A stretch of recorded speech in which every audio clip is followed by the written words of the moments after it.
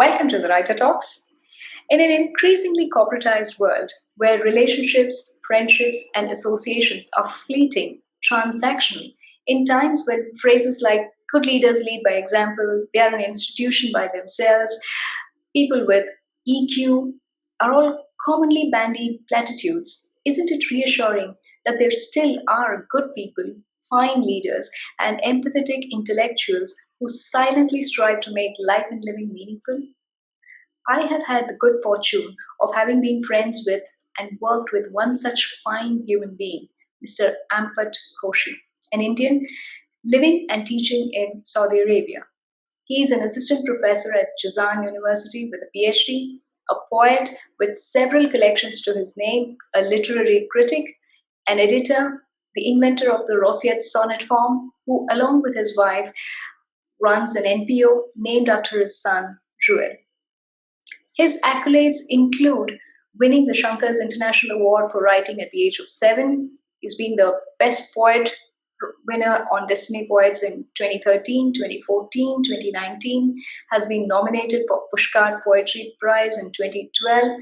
He has won the Best Researcher in Jazan Award, Harvard and Hindu Literary Prize, International Literary Prize for Excellence in Writing in 2014, featured thrice in Camel Saloon's The Hump for Best Poem and Editor's Pick. Despite all these accolades, Mr. Koshy is modest, soft-spoken, and a genuine mentor to several of his colleagues. He was also my first head of the department when I started teaching in Bangalore. Among his many collections, his more recent collaborative work, Vodka by the Volga with Santosh Bakaya, and Wine-Kissed Poems with J Mukherjee have been very well received and highly appreciated, both for its poetic technique and content. So without further ado, let's dive in and listen to this very engaging, astute academician and wonderful writer speak about poetry, publishing, language, and his muse. But before that, please like, share, and subscribe to the Writer Talks. Thank you all for showing so much support. Please continue to encourage your friends to subscribe to the Writer Talks so that we can continue this literary engagement with brilliant writers from across the world. Do write in your thoughts and suggestions in the comment section. I hope you enjoy watching my conversation with Mr. Koshy on the Writer Talks. Until next week, stay happy, write, reflect, and keep life simple. It's best that way. Ahoy!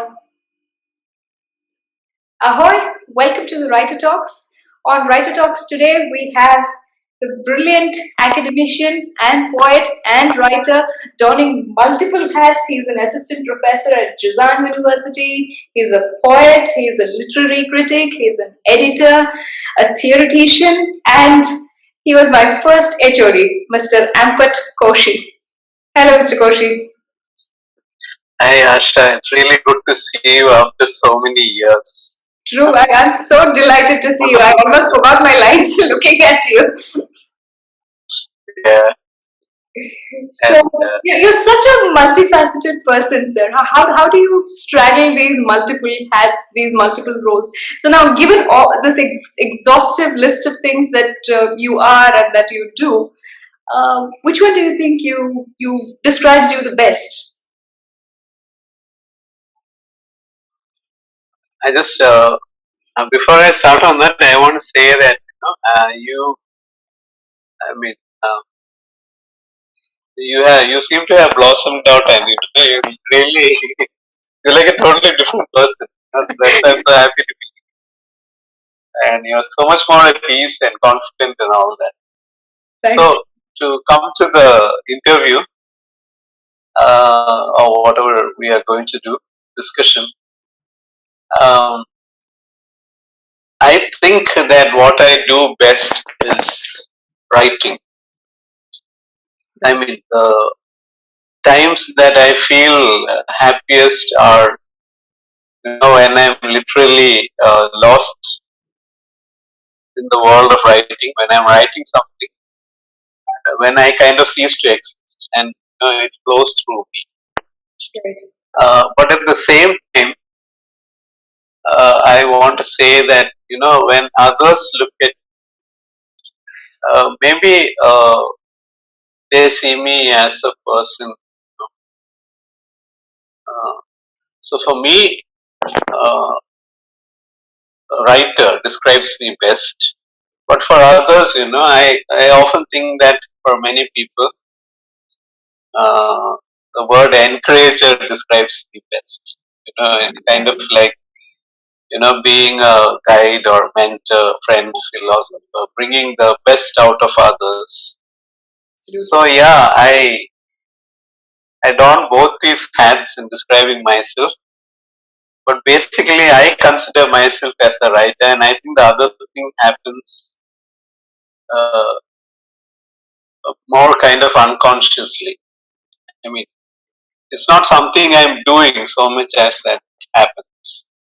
I can vouch for that, and you're one of the most perfect gentlemen I've ever come across. The most gentle HOD as well. Thank you. Yeah. The book that you wrote, A Treatise on Poetry for Beginners, which was subsequently reprinted as Art of Poetry. How did you? What was the idea behind coming up with this? Yeah. Yeah. See, I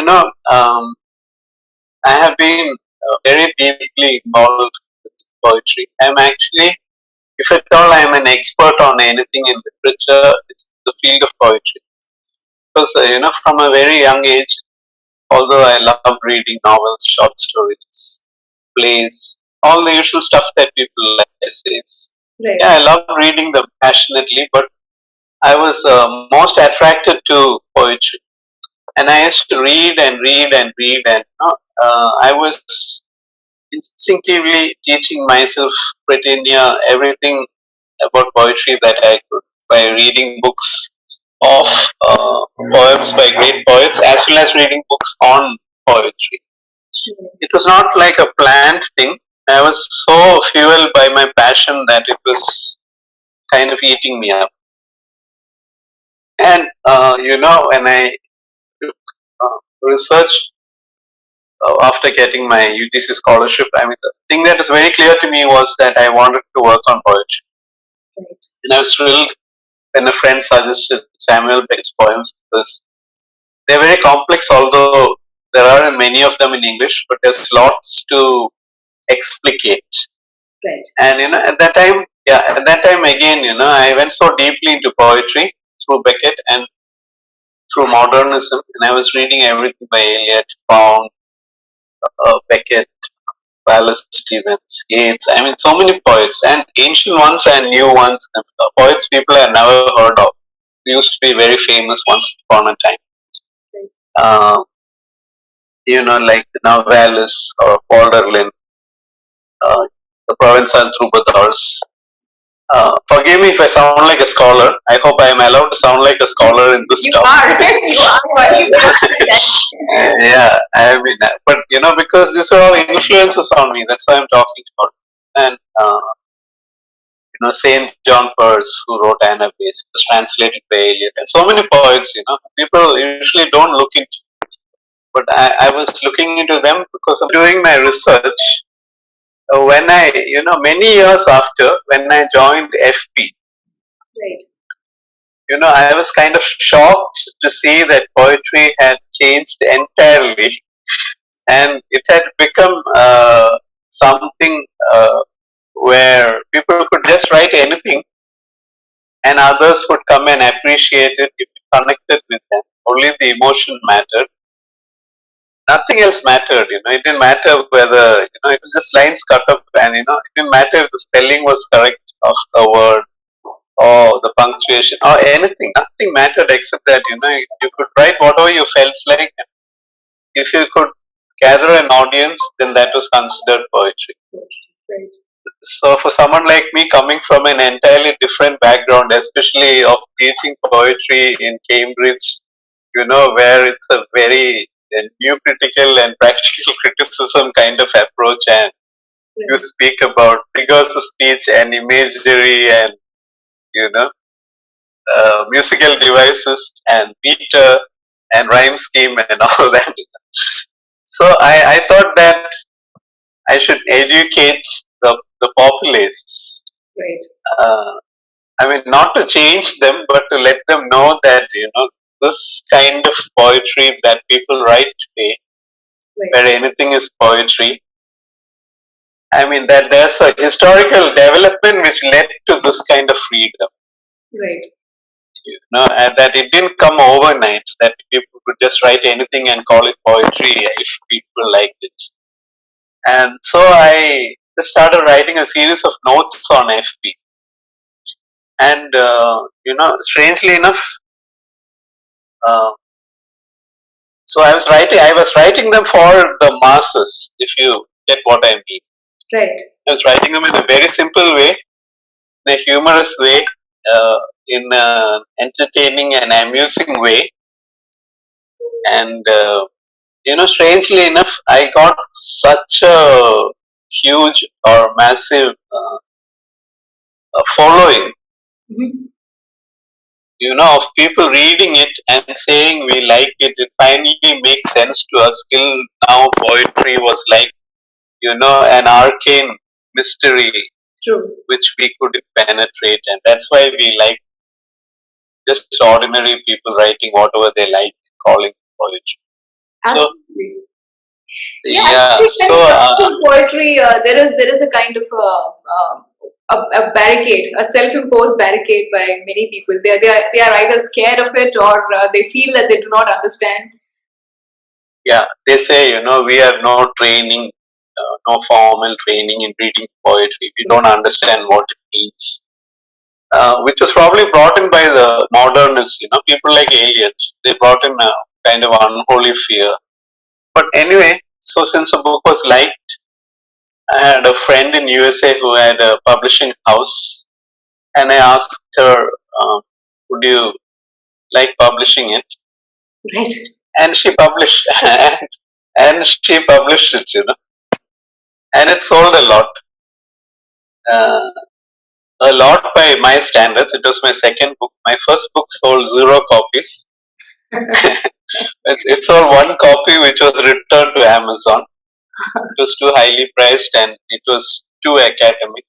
Right.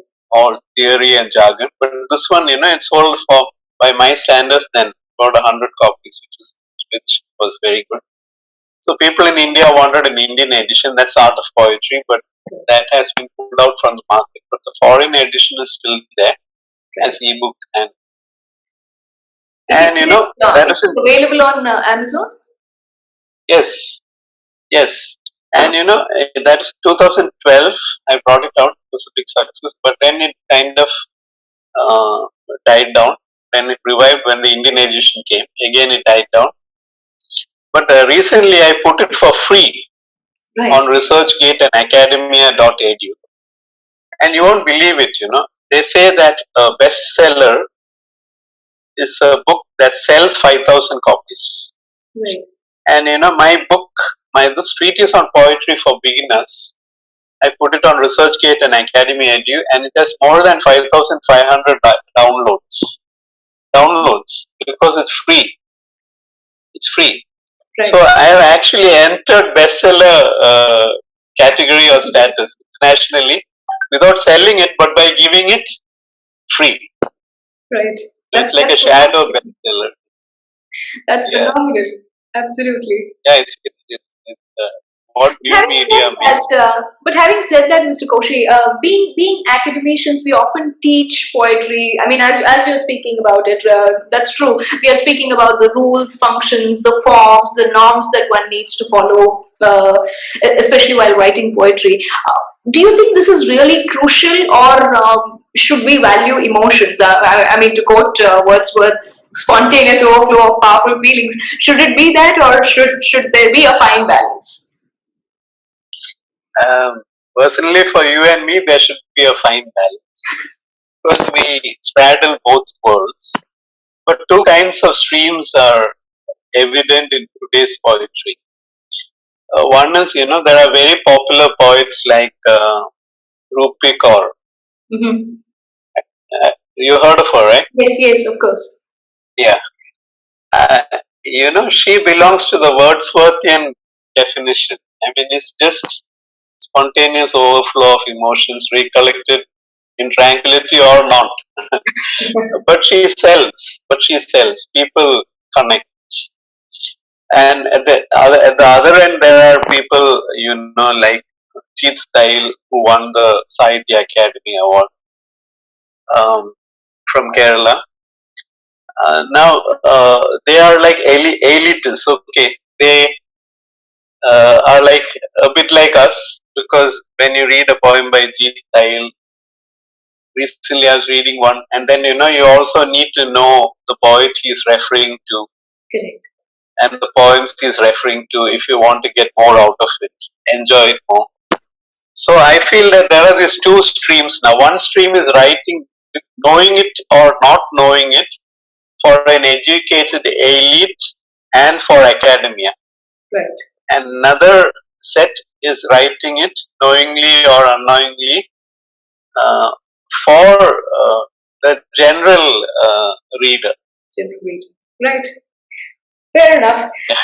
And you are such a decorated poet. I mean, I'm just reading out only a few of the acclaims that you have won, you have to your credit.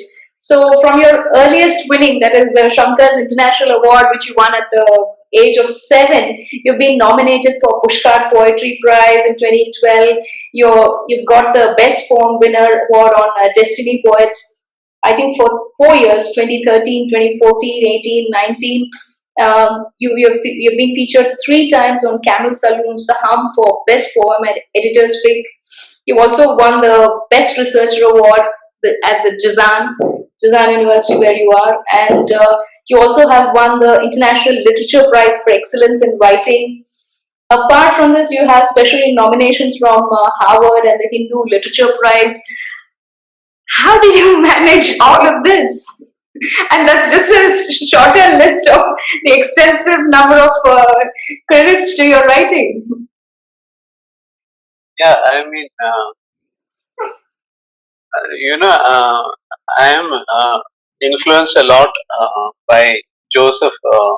Writers like the author of Catcher in the Rye. Right. That's basically I don't go out and meet people, and so I feel proud of many of these achievements because I earned them. I earned them by sitting alone in my room and writing.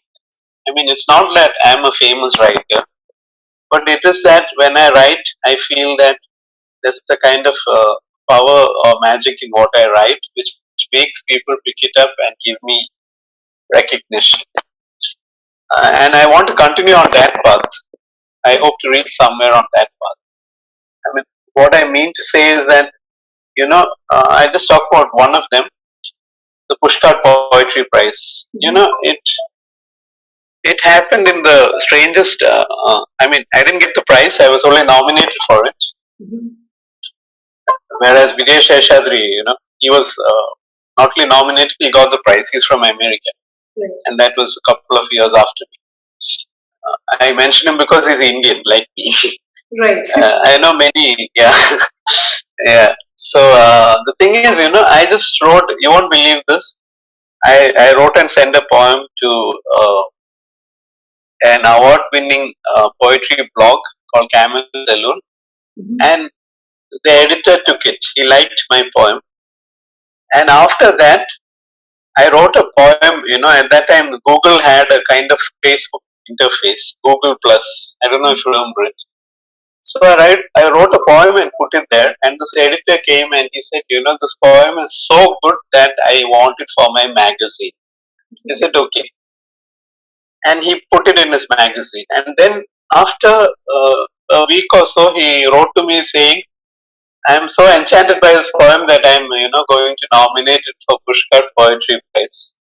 And it was like a total bolt from the blue. And, that's the first time that, so even without knowing the extent of it, I was on FB and I wrote saying I have been nominated for the Pushcart Poetry Prize. So that was like my 5 minutes of fame, as Andy Warhol puts it, because people were so surprised that someone could come from nowhere Right. who seemingly has no background or history that they know of, in writing, and from coming from Kerala, not from UK or USA, or coming and suddenly being nominated for the Pushcart Poetry Prize.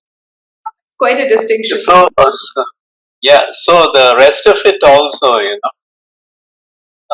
the rest of it was like that. I mean, people read what I wrote, they liked it, and they gave me prizes. It's not that I didn't manipulate any of it.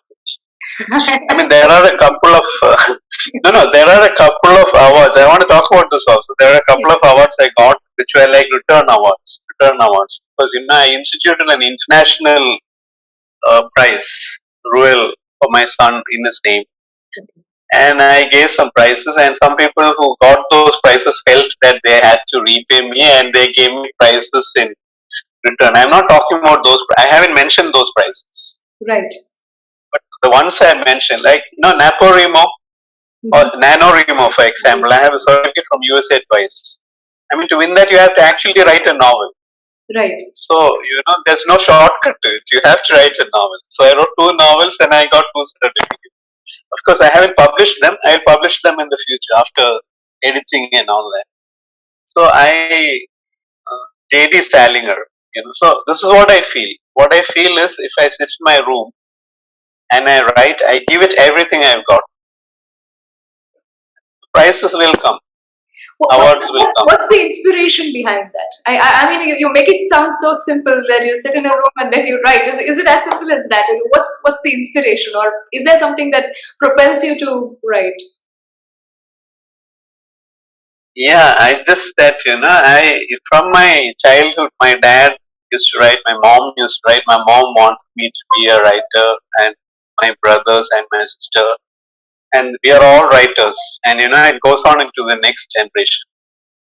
Writing is highly prized in my immediate family, and I read so many books. Margaret Atwood said, you want to write one good book, you should read something like 1,000 books. And I read so much of excellent literature that after some time I felt I had something to say. And not only that, I also read so much of trash. I mean, I read so many people who write trash and they become famous that I felt I should also try. True. I mean, I can definitely write better than these people, even if I can't. And the other thing is, Asha, there's something, what you said is true. Like, even when you say, I want to be a writer, that's coming from inside, okay? Right. It's not coming from outside. So for me also, people don't understand why, whether they ignore me or say I'm not famous or say I'm famous or give me awards. What keeps me going? They don't know that, see, I am propelled from inside. When I put pen to paper, something happens. You can call it possession or inspiration or whatever, and things flow out of me. Right. And as long as that flow is there, I have to. I mean, it's like eating or drinking or breathing. It's, right. I have to do it. It's involuntary action now. It's a part of your persona now. Yeah, I'm compelled to do it. If the flow stops, I'll give it up. I'll shift to something else. Right. That's fantastic. Yeah. So, Mr. Koshy, what was the reason behind the choice for Samuel Beckett? Your PhD thesis was on Beckett, and you also wrote a book about Beckett. I think it's called Samuel Beckett's English Poetry, isn't it? What propelled you to choose Beckett in particular? Yeah, I mean, Beckett, I told you, I started out like everyone else reading romantics and Victorian age and all that. But being young, naturally, at my time, everyone was talking about T.S. Eliot and James Joyce. Right. And Asst.Prof. And all the modernist poets and writers. And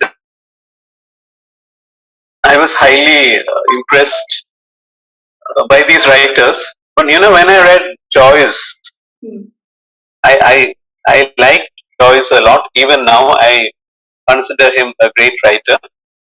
But when I read Joyce, I found in Ulysses and Finnegan's Wake and all, it was more like reading a writer who's trying to impress you with how much he knows, rather than considering the reader as a co-creator or a friend, or you know.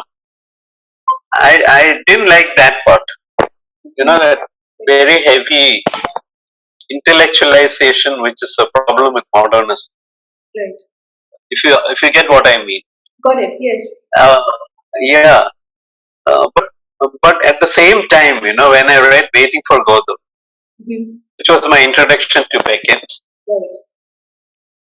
and I read some other things by Beckett also at that time, and I found that his approach is just the opposite. It's very spare, it's very minimal outwardly, seemingly. Actually, he knows as much as Joyce, he's as great as Joyce, and he's as vast, infinite, eternal, endless, whatever. But outwardly, he was following the kind of approach I wanted to follow. That I appreciate. The classic battle between Faulkner and Hemingway. Right. Like Faulkner saying, he never sends me to the dictionary, about Hemingway, as an insult. And Hemingway saying, I don't think there's anything wrong with that. That yeah, I love Faulkner, but I prefer Hemingway. I mean, I would rather write like Hemingway than like Faulkner, right? William Faulkner. Yeah, and as a writer Faulkner is, I think he's limited to the literary circles. I mean, those of us who have mastered in literature end up reading Faulkner. Otherwise, the general public do not read Faulkner. They don't read him. They do. So it's not about. So it's not a judgment. So what I have tried to do in my own writing is, I am trying to walk in between Hemingway and Faulkner, where I am complex but not too complex, and I am simple but not too simple. Right. Yeah, that's really treading a fine balance. That's a mark. Yeah. Right. Yeah. Right. So I'm trying. How has your experience been as a literary critic, Koshy? You're a phenomenal writer, but then how do you wear this hat of literary critic? I feel like a split personality, Asha. Really. I mean, this is one of the toughest divides that I don't know how to deal with. Because when I speak as a critic, I'm very knowledgeable, and I tend to speak as a real critic. And so people read me, and they also feel a kind of contempt towards writers, for example, like Rupi Kaur and all that, in what I write. Because there I'm dealing with things as a critic, and there I am looking for something in writers that's deeper than just what people would appreciate. So that's one stream, and the other stream is, as a writer, I'm trying to do just the opposite. That's I want to reach ordinary people and not the academicians. Right. So I guess sometimes I err into being a critic who's too harsh on writers, and sometimes I find the right balance, and sometimes as a writer I become too cerebral and intellectual, but sometimes I strike the right balance. It's a struggle being both at the same time. People don't realize it. I mean, I have also been influenced by people like Matthew Arnold and T.S. Eliot tremendously, and I am sure they must have experienced the same struggle to a greater extent. I experienced it to a lesser extent. I'm sure that should have been the case. Now, speaking of your more recent poetry collections, I'm specifically mentioning these three because they're all Amazon bestsellers, and given the fact that they are poetry collections, all the more a feather in the cap, I would say. because be it wine-kissed poems, which you have written along with J Mukherjee, Vodka by the Volga with Santosh Bakaya, the Roseate Sonnet anthology, all of these have turned out to be Amazon bestsellers. How did you manage this? Yeah, again, I didn't manage it. It just happened. And being an Amazon bestseller is very different from what I told you earlier. Right. For example, Roseate Sonnet anthology was not really an Amazon bestseller, but it was a bestseller for one day, on the first day. Because, it's just about sales. They clock you every hour. And whosoever his or her book sells most, it comes to the top of the bestseller list. So in 1 hour, if let's say I am competing against Shashi Tharoor or Robin Sharma, so if Robin Sharma's book sells only 10 copies in the first hour of the release, right, and my book was released at the same time, and in the first hour, my book sells 20 copies. Mine will be first on the bestseller list. Okay. So saying it's an Amazon bestseller doesn't necessarily mean that it sold a lot. Right. So Roseate Sonnet anthology was not really a bestseller. It was there for one day. But the other two books, Vodka by the Volga especially, and Wine-Kissed Poems, they were really serious Amazon bestsellers in the sense that Wine-Kissed Poems was there on the Amazon bestseller list for 31 days. And that's huge. And Vodka by the Volga was on the Amazon Indian bestseller list for 24 days and in the West for 45 days, which is again huge, which means it was selling steadily every day, quite a high number of copies. And now as to how it happened, I won't say that it's entirely. I said it just happened, but it's not just that. It's also, as I told you, it's very much about advertising, distribution, and your publisher, and about you're pushing it aggressively. Right. So how did the academician writer manage this publishing and promoting? No, publishing. I mean, right from the beginning, I don't know. Somehow, I came with a bang on the scene, and I have any number of publishers offering to publish my books. So publishing is not a problem, but publishers, for example, Wine-Kissed Poems and Vodka by the Volga was published on Kindle, and the first one was attached to a course, and they're only 49 rupees. And my publisher was very nice because she put it in Amazon India, Amazon UK, Amazon Canada, Amazon America, Amazon.com, which reaches Europe, New Zealand, Australia. So these are the places where it will sell, the Commonwealth, so-called Commonwealth countries, to put it in the old. So that part was done by her. The cost was very low.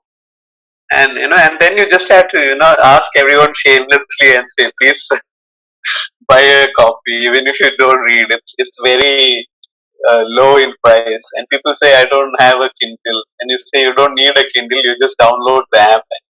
So many things. So it's about distribution, it's about publisher, it's about you, the publisher, it's about distribution, advertising, and aggressive selling. Right. And how you do it is you need to build up a following first. So these bestsellers are happening after 10 years of me being a writer and gaining a huge readership. There are a lot of people now all over the world who are ready to read me. Give me a chance. True. And if you make it affordable, they are ready to buy and read.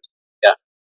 True. In recent interactions with writers, that's what we've been discussing. I mean, the other day I was talking to Steve, and that's what we realized, that there is a dedicated reading audience, no matter what.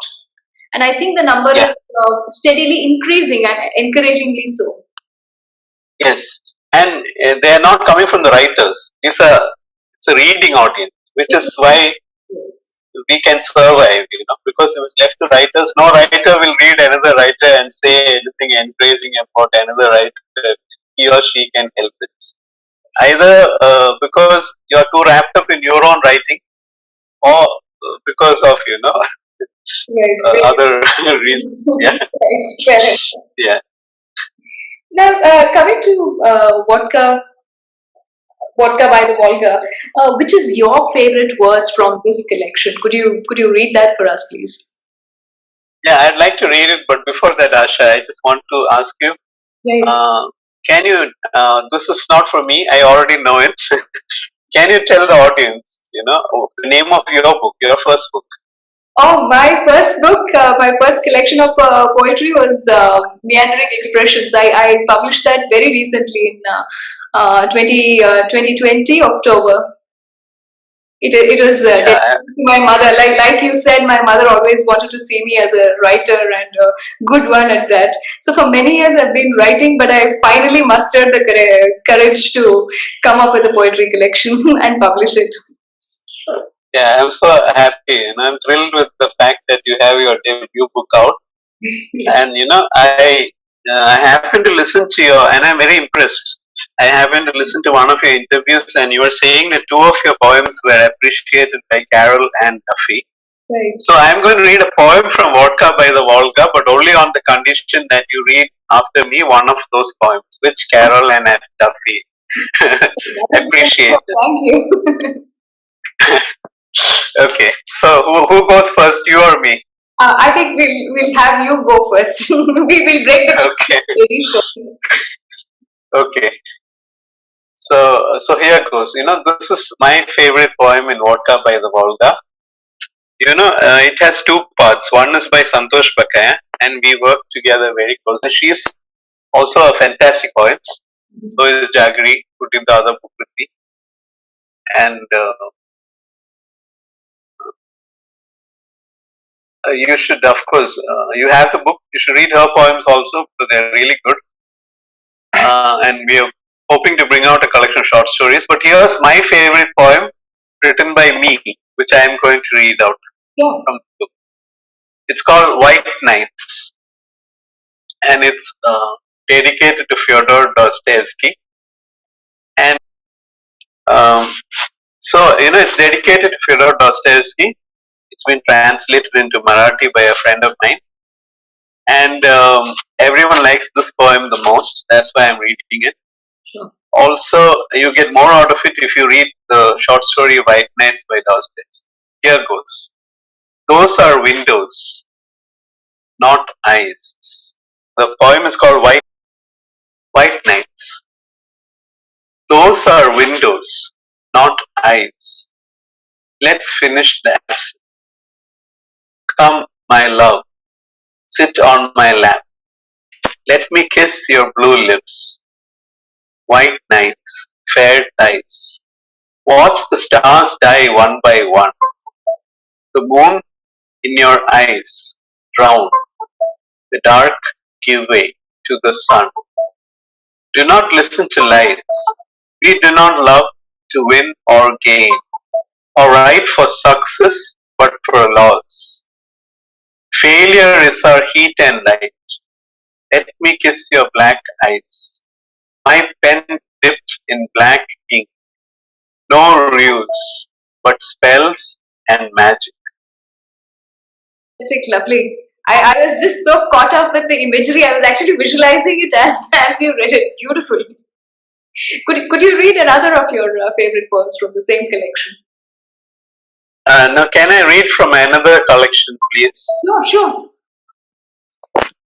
You see,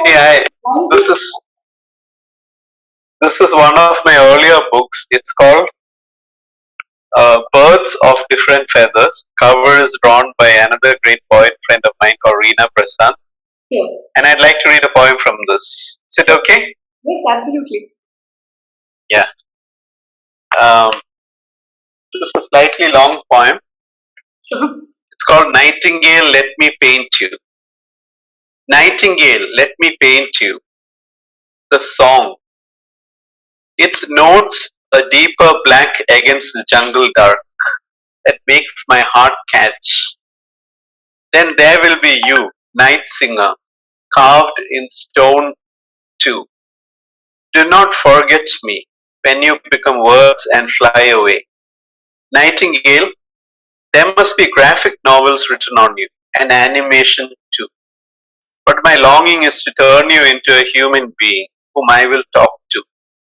Your sister the skylark is heard and not seen like you, but of the day. Nightingale, it is your name in my mother tongue and hers that drips like honey from my fingers and turns the key in the lock to the door of my heart. Night singer and sky singer, and three or four more singers who became famous singing of you.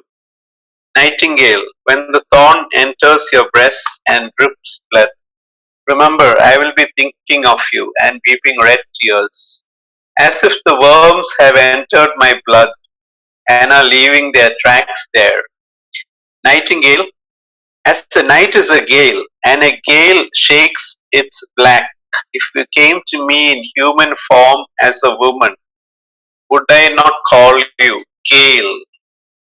Enough, dissolved now, as these words, porous and always flowing from my hands' tips, swirl in one more memory of searching for something which I tried to capture, which is beyond capture, a mood, a thought, a feeling, an emotion, beyond me and you. Nightingale, do not bless me or blame me, yet to die, as I need some more company here, before the fires are banked in my veins thinking of you, and arrives the age of ice. Amazing. Your choice of diction is so mesmerizing. Thank you so Yeah, much for that. That's lovely. thank you so much. I mean, it's of course a tribute to Oscar Wilde and Right. Shelley and Wordsworth and Keats and all that. Yeah, The romantics do have a place, I mean, and they will always continue to be timeless. right. That it's a wordplay, in Malayalam, the word for nightingale is grapadi, and Camel, so you will get it. Grapadi means night singer, Right. and in skylark is Vanam Party. That means Right. yeah, singer in the sky. Yeah. So I played on that also. Exactly. I wanted to read one poem that was chosen by Carol Ann Duffy and one poem from Meandering Expressions. I think that will make us quit. Okay. I Okay. read two and you read two. Yeah. Okay. I'll do that. Okay. I'll read one of my personal favorites from the collection, Meandering Expressions. Part of that simply because it is longer.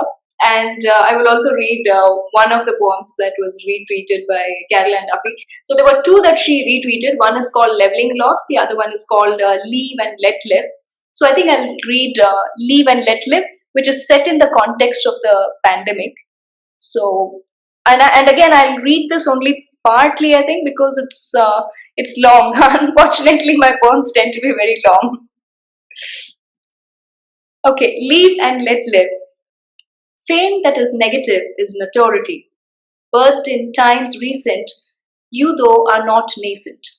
In actions and reactions, from the princes and prime ministers, from the techies and the doctors, from the populace of Breach Candy and New York, from the slums of Dharavi and Delhi, infusing a deadly fear and fatality, you appear to be the sole agent of mortality.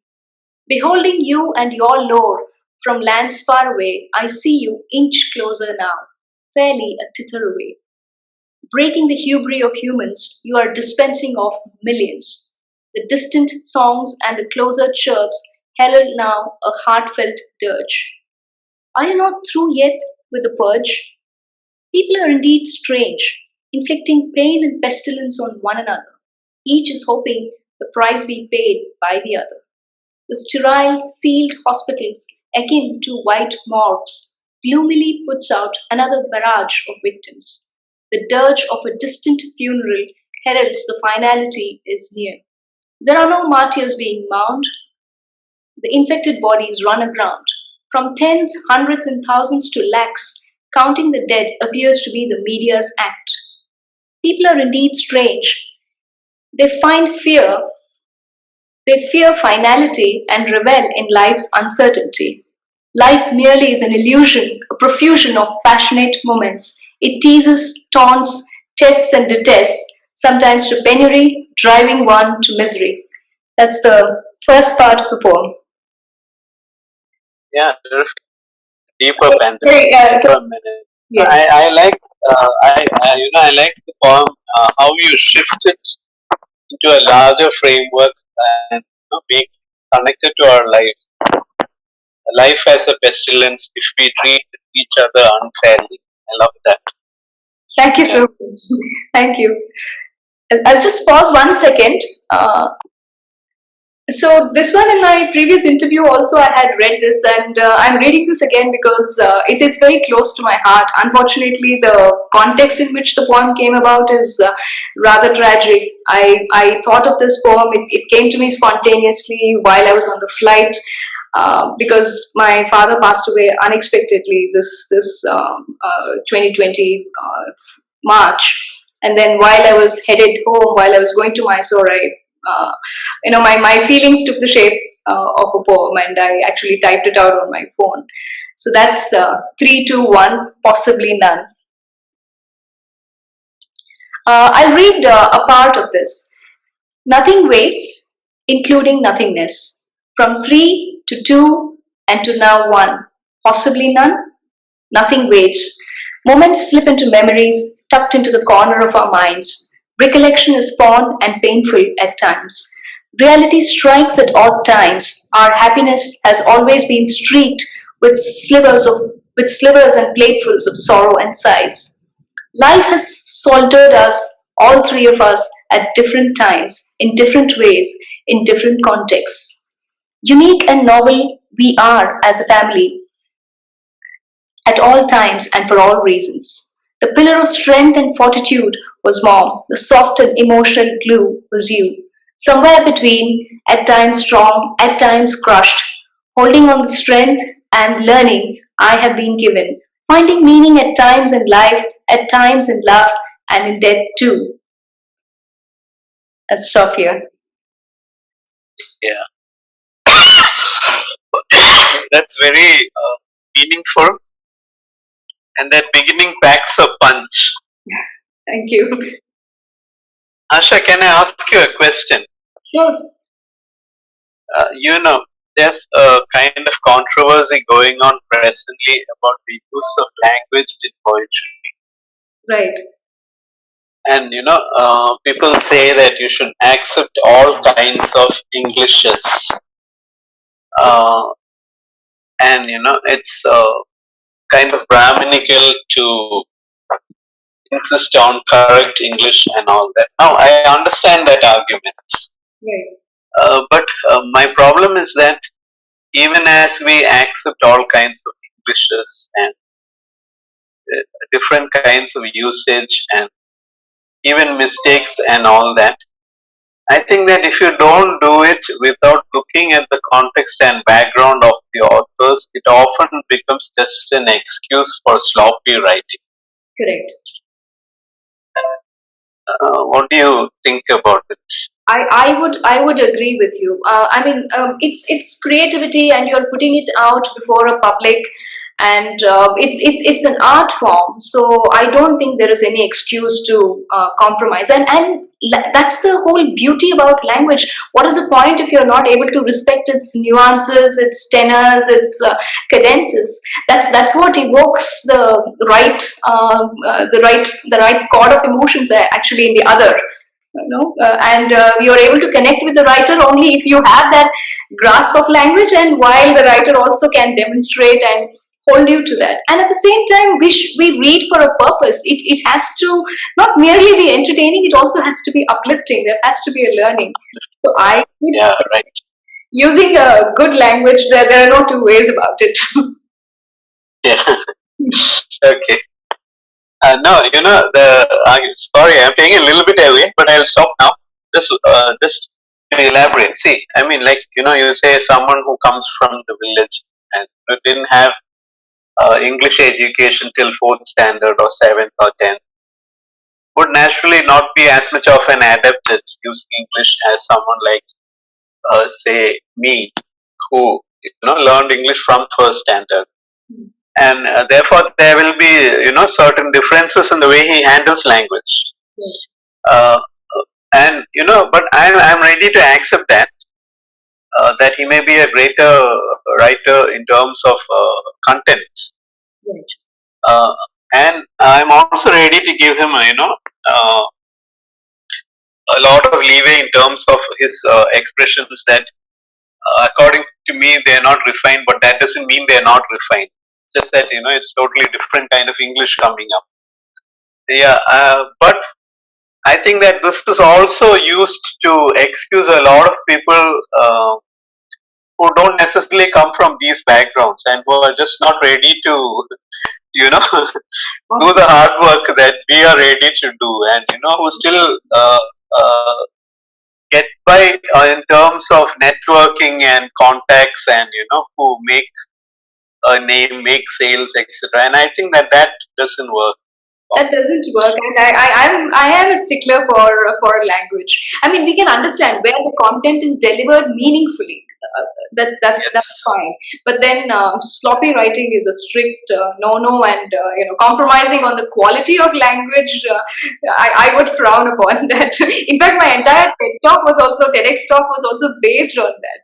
I spoke about how it is vital to have a meaningful vocabulary, and we constantly need to keep expanding on that, keep acquiring newer words.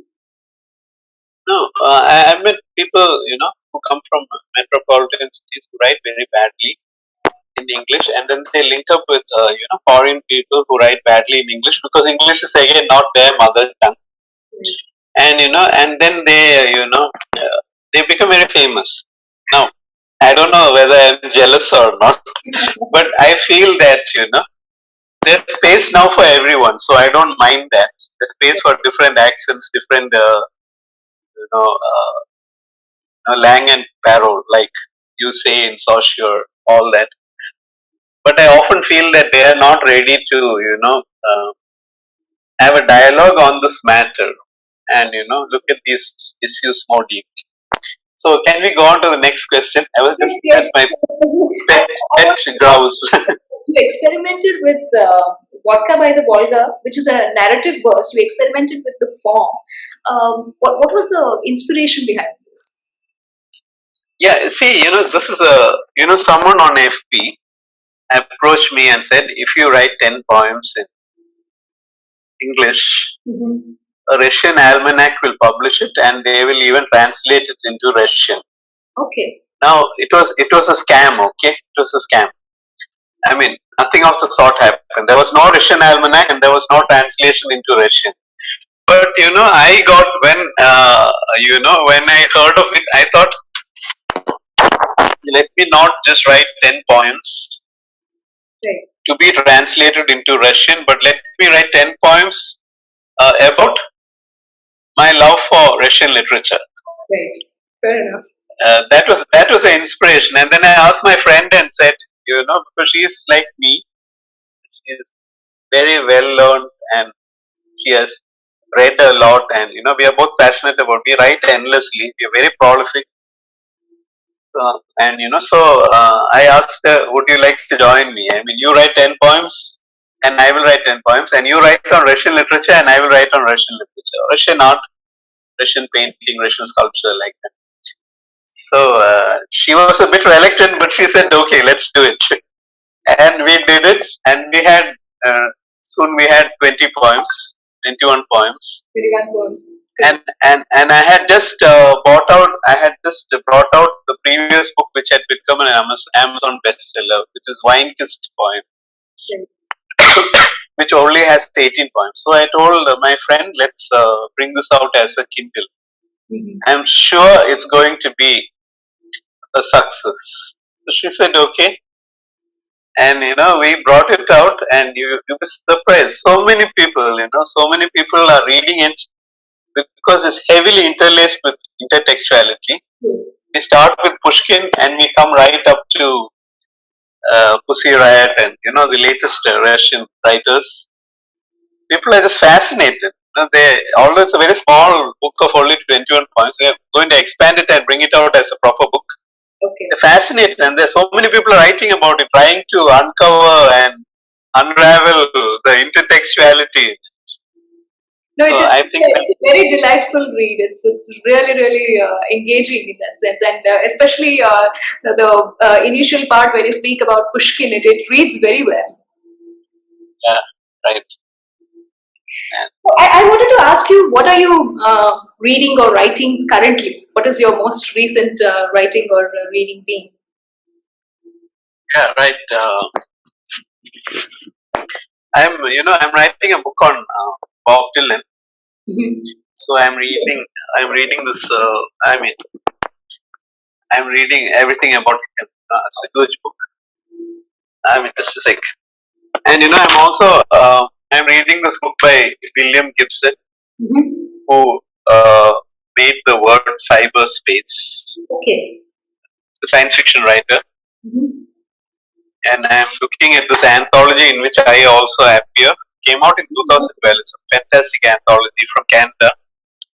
And I'd like to show you that book on Dylan, because you'll be so this is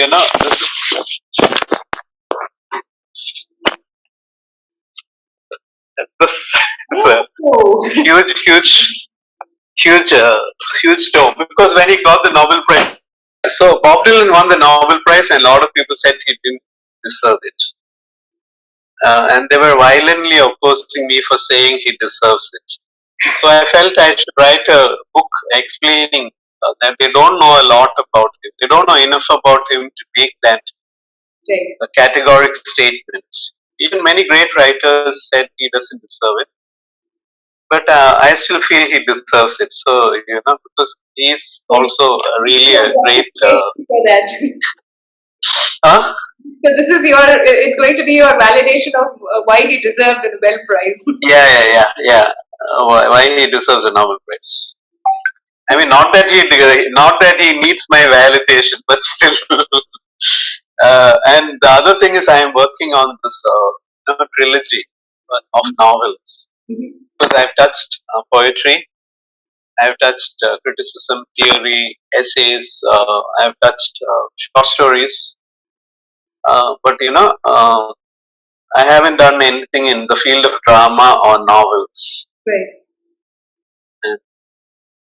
I'm writing a trilogy of novels. Second one is especially the one I'm working on now. I had to finish 50,000 words for NaNoWriMo. That's National Novel Writing Month. I got the certificate because I finished the number of words, but I haven't finished the novel. It's a two-part novel, where I deal with it's a very interesting novel, because I for the first time maybe in the history of mankind, I'm writing a novel where I bring in Buddha, Guru Nanak, Jesus. Half of it is about Jesus. The other half is about an alter ego of mine meeting Buddha and Guru Nanak and Chaitanya and several Ramana Maharshi, Ramakrishna Parama. It's going to be very significant. I know that for sure. It's going to be this, and my book on Dylan are going to probably break me into the mainstream if I get good enough publishers. But they are long projects. They're not easy. Right. That's what I'm writing. Very interesting. Along with other things. Really quite transcendental. Yeah, it's kind of transcendental. Yes, I mean it's it's about trying to explore what's different about all these spiritual or religious streams, and also what they have in common and what's similar, and what are the meeting points. So that it's an effort at trying to make people get along together instead of fighting. Right. I mean, what you said, the uplifting part. It's not just entertaining, but uplifting. Yeah, it will truly be uplifting in more ways than one. Yeah. Now, besides all these things, you're also involved, very actively engaged in editing. I think you are editing the Fashy magazine. You also have your Facebook group on which you are very active. Would you like to speak about that? Yeah, I mean, it just, I wanted to have an award because I felt that the awards today are biased, oblique ridden. Right. And so I wanted to have more of a meritorious award. So I instituted one. Uh, I started a group for writers to encourage writers who don't know how to get published and who need encouragement. Mm-hmm. And then I instituted this award called the Ruelle International Prize Award. And I started making anthologies. Mm-hmm. I made an anthology called Significant Anthology, which has 177 writers from all over the world. Right. It was a huge success at that time, which came about because of these groups. I have a literary criticism group and I have a literature group, which I keep separate.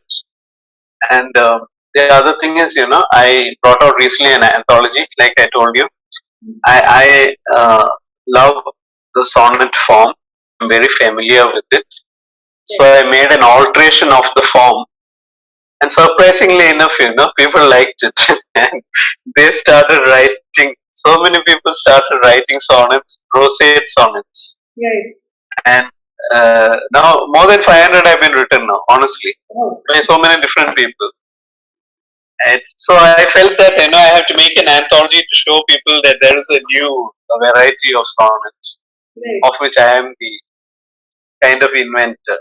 It's fantastic. And yeah, and there's one more thing.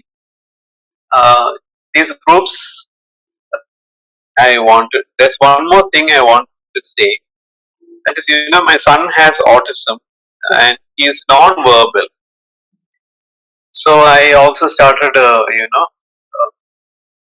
an NPO, a non-profit organization for helping people with autism, which is not very active because I am here and my wife is there.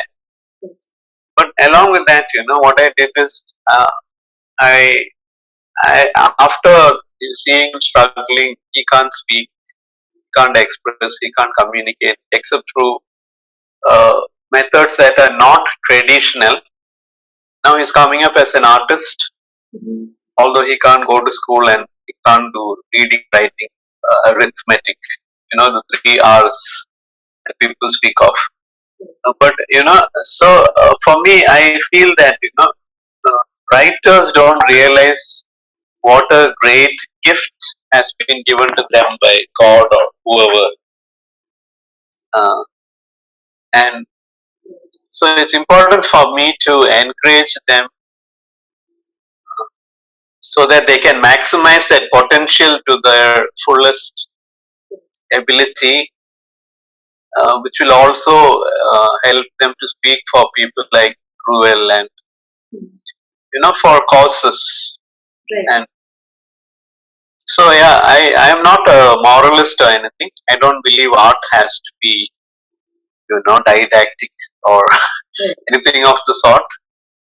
We are free to write whatever we like, and it can be pure entertainment, it can be pure amusement, whatever. But it also has this side, so Right. it has an ethical imperative for me. When I encourage writers, it's also because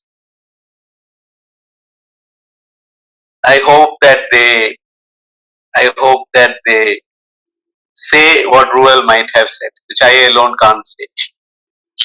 That's lovely. That's Yeah, very novel. That's a very unique approach you have. yeah, I know. Very nice. So, who is your most trusted critic? I know you're a literary critic yourself, but then who is your most trusted critic of works? Oh yeah, my wife, my close family, they they are not, they don't get impressed very easily. If my wife tells me, uh, I really liked what you wrote, I feel I won the Nobel Prize. And then if my daughters tell me that, I feel I won the Nobel, the Booker, and the Pulitzer. That's so nice. That's so lovely. Yeah. So finally, Mr. Koshy, it's been so fabulous and so rewarding, and I mean, so very enriching to just be able to talk with you and to be able to interact on this particular platform. Any special message you have for viewers of the Writer Talks? Yeah, see, in connection with your last question, I also have this message. Of course, I talked about my wife and kids, but you see, I want to tell you, uh, I have been appreciated by many great writers, just like you, like Carol and Duffy picked you up without my asking for the appreciation. They have just come across something I have written and they have said, wow, I mean, we really like this, like Mahesh Dattani. Right. He read something I wrote on FB, which was about economics. And he liked it so much that he was impressed and he shared it onto his wall. Like Carol and Duffy shared your poem. So my message to writers is, writing. People think that So the last thing I want to say is, students sometimes laugh at teachers saying those who can do and those who can't teach. And in the same way, some people look at writers and say those who can act, but those who can't write. But it's not true. I mean, a writer like me, I many writers, they go into nervous breakdown and suicide and all that because they give it so much. It's not like people. It's opposite of what people think. Correct. It's not that they feel they didn't do enough, but they did too much, and that's why they break down. Even for me, it's like that, and I'm sure it's like that for you also. Absolutely, absolutely. So my message to writers is, even if it burns you out, which it shouldn't, you have to take it easy also at the same time. But my message is, even if it burns you out, give it your best. Give it your best. You should write. Somebody said, you should. Hemingway, I think, said you should write with your heart's blood as your ink. Not somebody said that, and Hemingway said it's easy to be a writer. You just sit at your typewriter and bleed. Beautiful. He said that. So it's not, what he meant is, it's not easy, because it's not easy to sit before your typewriter and bleed. You're bleeding literally. You're putting everything out there, and that's my message. That's so lovely and profound, as always. It has been an honor talking to you, Mr. Koshy. Thank you so much for being on the Writer Talks. Even I am really honored, and I want to thank you so much for giving me this chance, Sasha. In about 10 years, I hope to return it the favor, in the sense that I will be interviewing you because you'll be a really great writer by then. Thank you so much for that. Ahoy. Okay.